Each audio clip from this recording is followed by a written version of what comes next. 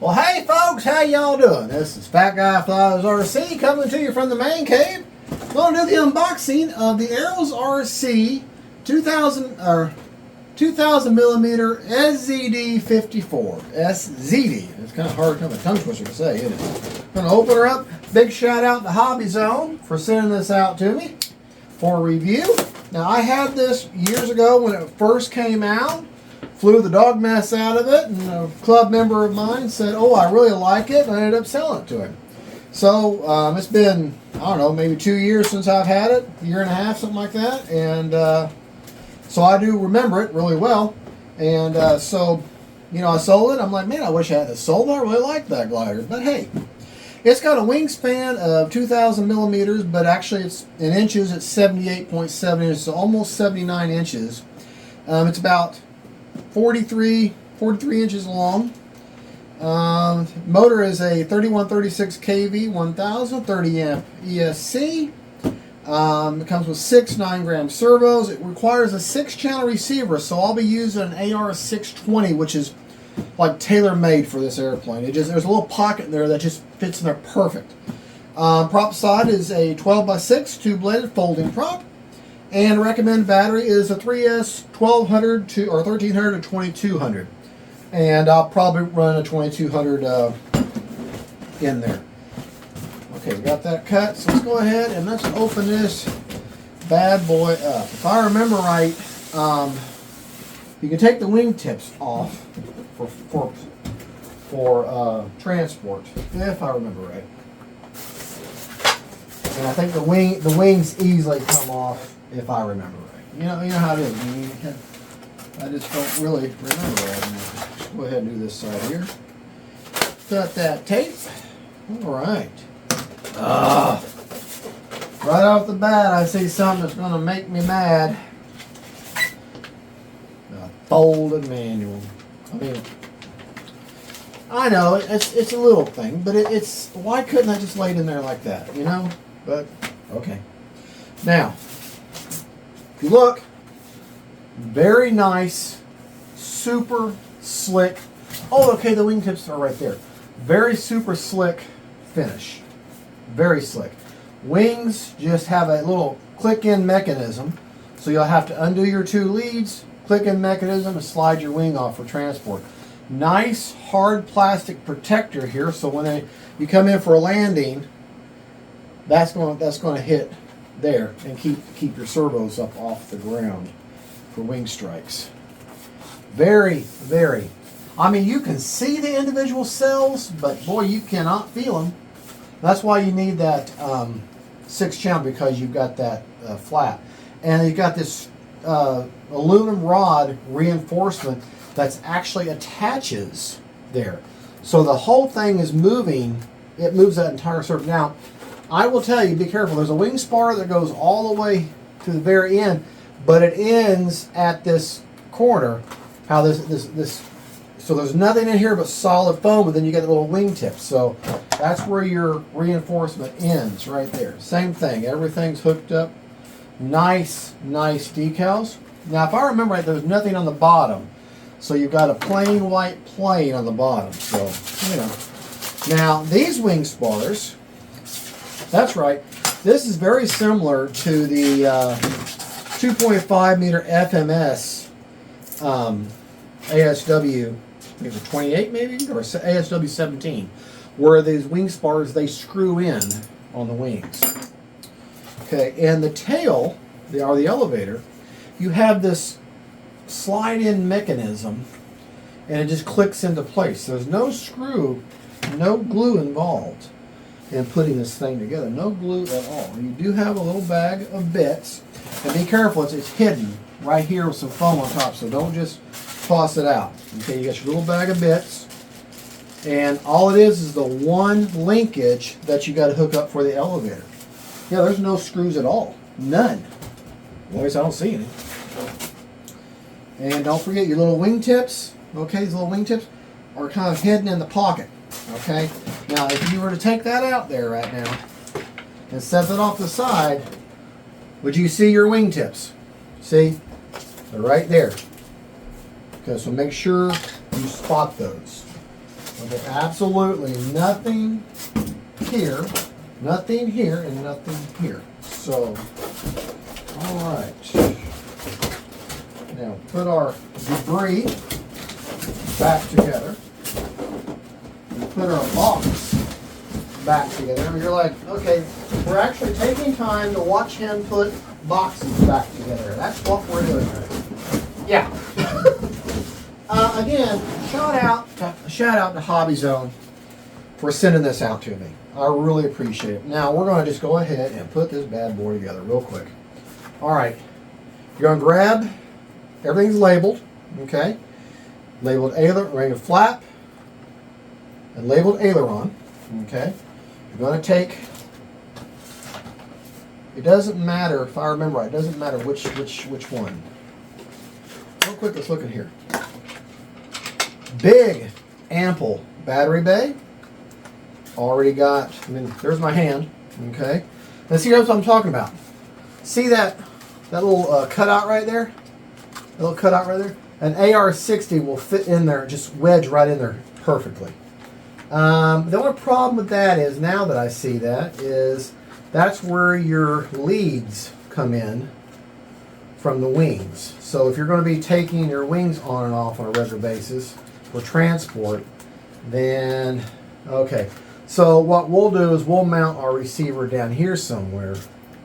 And you know what? This is just standard part of their ESCs. This 30 amp ESC, look at that, has that pigtail on there. Okay? That means reverse thrust. What on earth would I need a reverse thrust for in a glider? But it's there. We're not going to set it up. We're not going to be using it. Okay? Because I have no need for reverse thrust in a glider. But it's probably just a standard, you know, a standard ESC they use for a lot of, you know, that class plane. One thing you want to do is have yourself a little screwdriver or something handy with you at the field, and then just put it, well, I don't have one small enough here. I don't think, here, I'll just use one of these. And put it through your, here, and then just give a nice, well, a nice cinch that tight, okay? I mean, I doubt it's going to come off, but when I watch the other videos on this, I see everybody doing that. And I did the same thing with the FMS 2.5 meter one. Yeah, I get it down hand tight, and I put a rod through this hole here. And otherwise, why would they provide this hole? You know, I'll make it just nice and snug, hand tight. Okay, now, you see you've got this hole. See the end of my finger poking through? All right. Grab the correct wing. All right. You've got these two hard channels, and you can see them right there. Okay. I'm going to just slide that through. And that has a natural, get that in there, has a natural dihedral through it. When you get it to bound or it's just about ready to touch, go ahead and fish these through. Okay.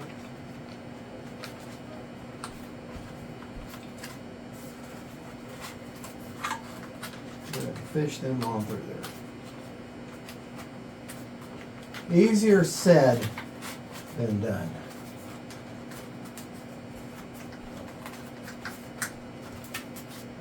All right. This is what I'm doing. So I'm trying to get these to pull through right here. And I got that one, and I can see the tag on the other. So these kind of little curved pliers are great. Grab the whole of that. Pull that bad boy right on through there. Alright, just a lack of that. Make sure you don't have any wires. Keep them in that, there's a channel right there. Make sure you keep them wires in that channel, and then push that wing in place, okay? You should have a snap to it.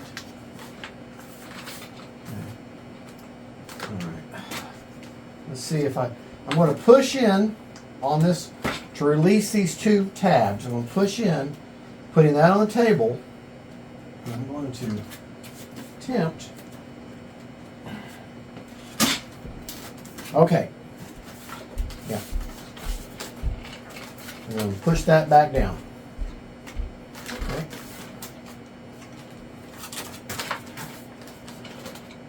The important thing, okay, you get them to where the tabs will pop back in, and that way, oh, it did come out. Okay, let's try this again. Make sure you get, it's going to be tight at first.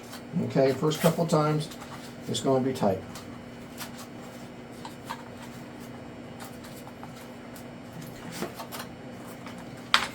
Expect that. I think the hardest thing is just getting these wires to cooperate.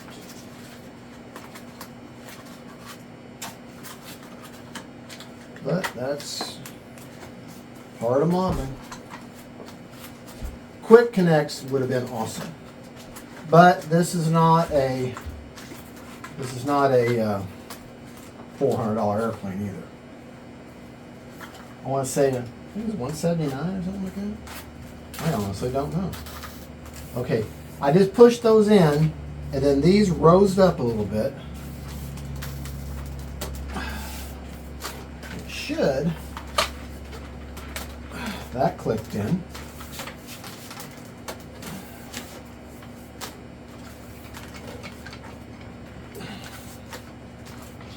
Okay.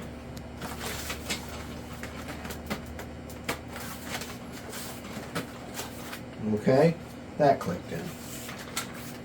Okay, that's in there. Now, carefully, just line this up here. And I'm not going to have the luxury of the other side. So let me, hopefully this will go on a little bit easier. It's not bad, but remember, a tight fitting model is a happy model. Okay. If the parts fit together tightly and snug, that is a good thing. All right. Paying attention to my wingtips here and all the stuff in here. All right. Pull that one through. And pull that one through. All right, got both them wires through there. Making sure that nothing is binding right there. And I'm going to put that wing in place. All right, let's see how that looks. Okay. Oh, it has an XT60 connector, just so you're aware. Oh boy. That one slid in and popped right in place. Okay. All right.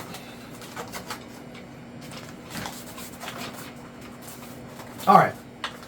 Wings are on there. Now, see that channel? See that channel there?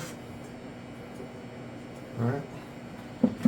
You're going to put the reflector or the decal side up, and you're going to slide. Well, I say you are. Slide that on there just like that. Now you should hear a click.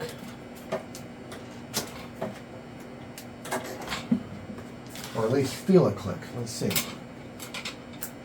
Careful with your propeller. Okay.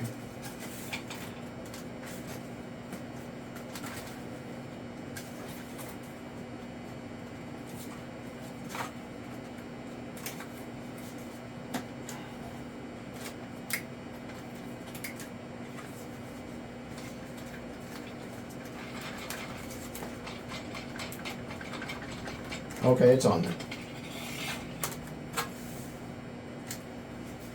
All right.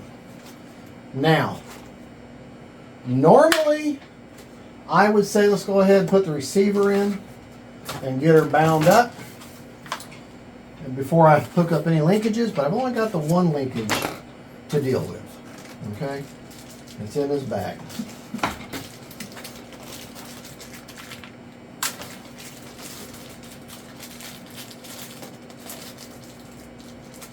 That's all I need right now is just one linkage. Because your rudder is already hooked up. Now see, if I was a real professional video reviewer, I'd have all this stuff pulled out and purdy and cleaned up desk and everything, but I ain't. It's just fat guy and flies RC in his man cave. All right, now let's look at the instructions and see where it says to hook it up.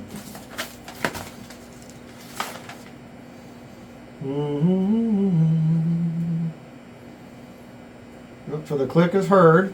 Click is heard.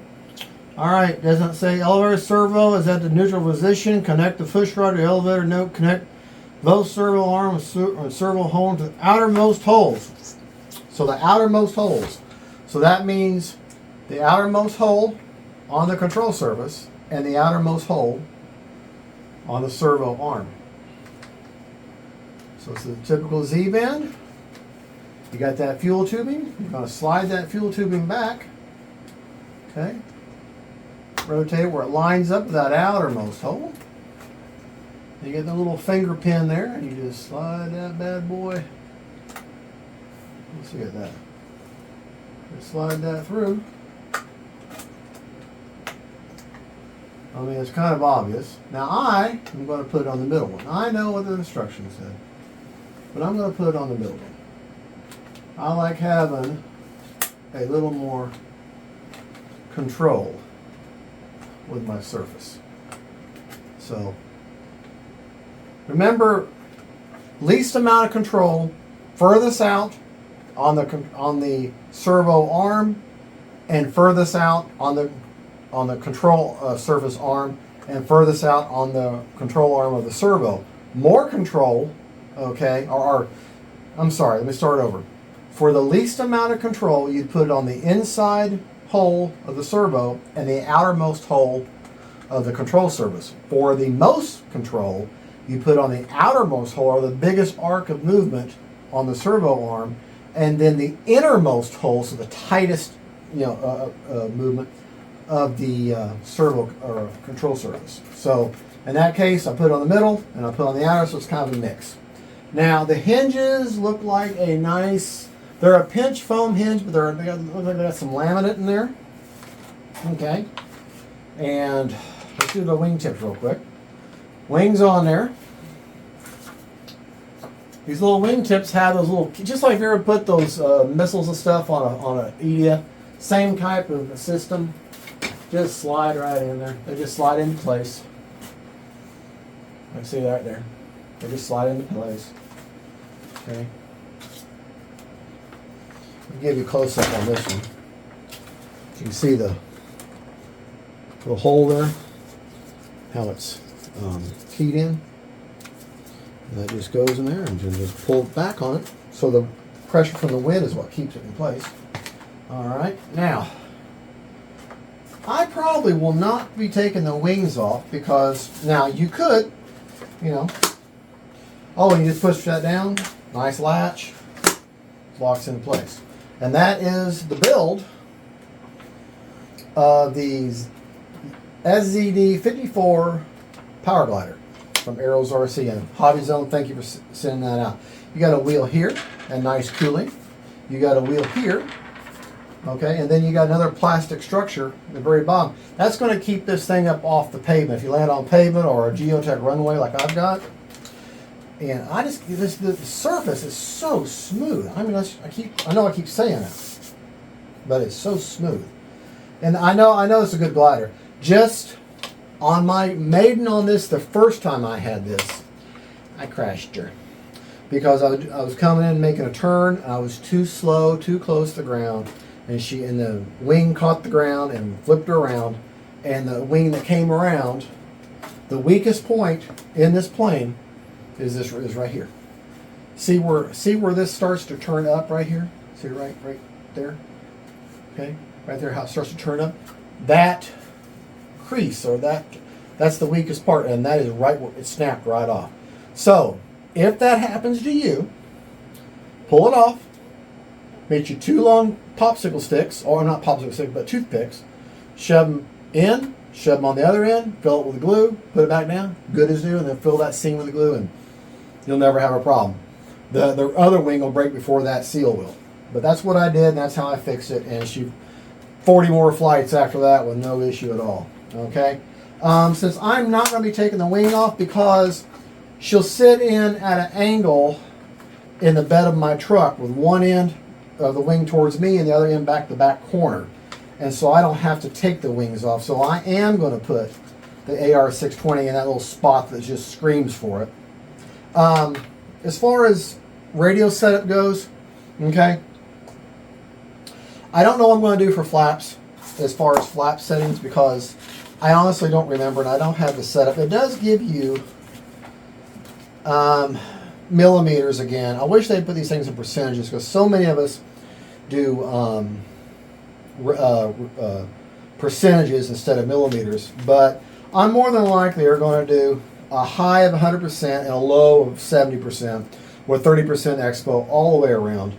As far as my flap settings go, probably negative 100%, a positive 0, and then a positive 100% for landing flaps, or just the opposite, just depending on how it goes. But I'll let you know when I do the maiden. I'll share my radio setup with you because it's going to be very simple.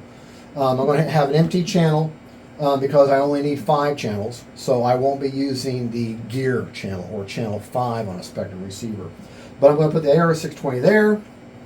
Put 100% throws over 30% expo for high, 70% throws over 30% expo for low, and flap settings I'll share that with you when I get at the field and do the maiden hopefully tomorrow morning. So there you go. That is the Arrows RC SZD-54. Now, as far as CG goes, we do need to discuss that, but honestly, 45 to 60 millimeters back from the leading edge. This does have a true leading edge, and that's going to put it, let's see on the picture, pretty much puts it, okay, if you look, you see these plastic bits here, and you see this section where the servo wires would run, basically right about there. I know I don't have a battery in there, but that's right about where it would be, and even without a battery, she seems like she's going to CG just fine. Which, if a plane CGs the same with or without a battery, that's awesome. But, you know, honestly, just a couple of finger length in about where you're going to put it, and she's going to CG just fine right there. But anyways, if the number is 45 to 60 millimeters back from the leading edge of the wing. So that's that. Simple plane, simple to fly. And the point of this plane is not to take her up and do a bunch of aerobatics. I mean, you could do some. The point of this plane is to take the motor, get her up high, put her in a downward dive, and then do soaring and loops and things without the motor running. If you use throttle management, you can get this thing up in the air. You put a 2200 up, you get this thing up in the air, you can stay up there for 20 minutes. Your neck's going to be tired from watching the plane before you're going to run out of battery. So really, you know, a 2200 just because that's the bigger. You want to fly for an hour, you could. You know, it's too much. But a 1300 to 1500 would be perfect. 3S now, it's a 30 amp ESC. It's not a heavy duty one. It's just to get you up and then start soaring around. Now, it has enough power if you get into trouble, getting too close, you can get back out of it. It's got enough power for that. But, and this is just my experience with the plane. But I can tell you the whole point of this is not to do super fast. If you want fast, get a jet, okay, or a Warbird or a Racer or something. But if you're wanting some nice big, fairly fast, sweeping maneuver, big, elegant flying, slow, and some speed, and big, beautiful loops, and just really enjoy something you can sit down in a lawn chair and fly, and just relax and enjoy the air and enjoy the hobby.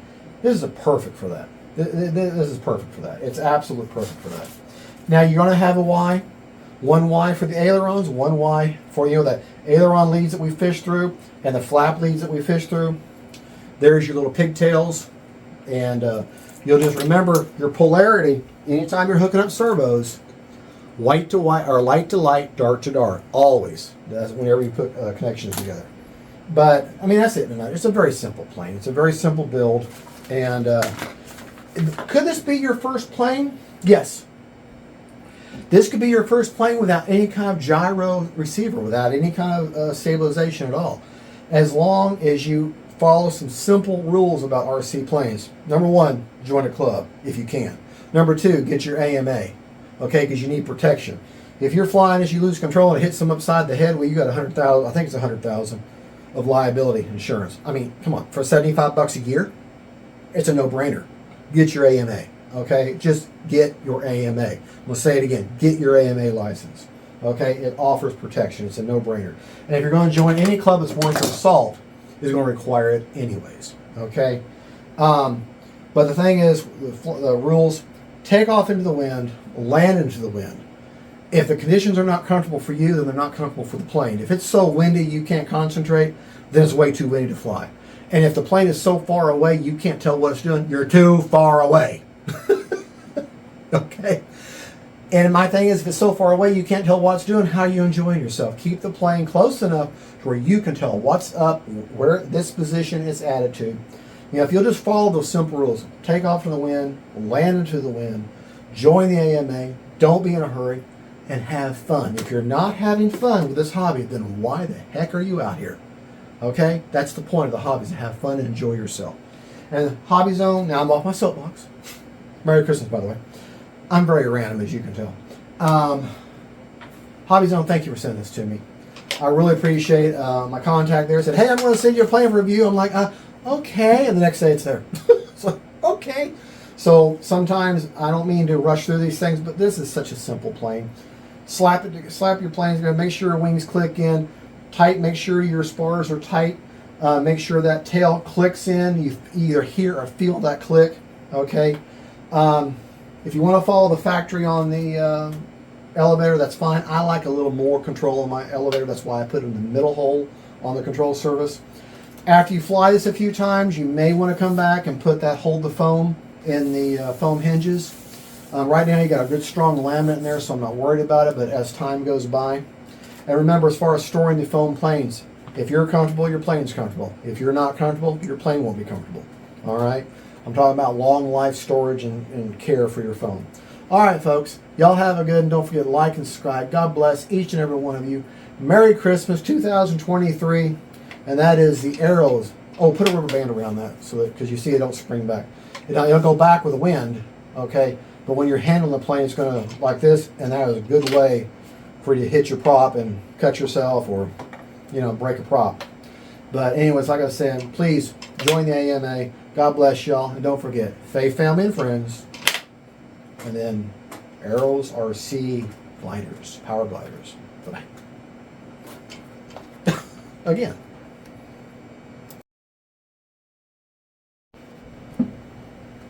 Real quick, I want to add, on the leads that come through, once you fish these through, on the leads that come through that are not labeled, that's your ailerons. Okay? Just so you know. So the ones that aren't labeled are ailerons, the ones that are labeled are flaps. And you will find that with a lot of models. They'll label the flap, they'll label the gear, and 9 times out of 10, the one that's not labeled is ailerons. Just so you know.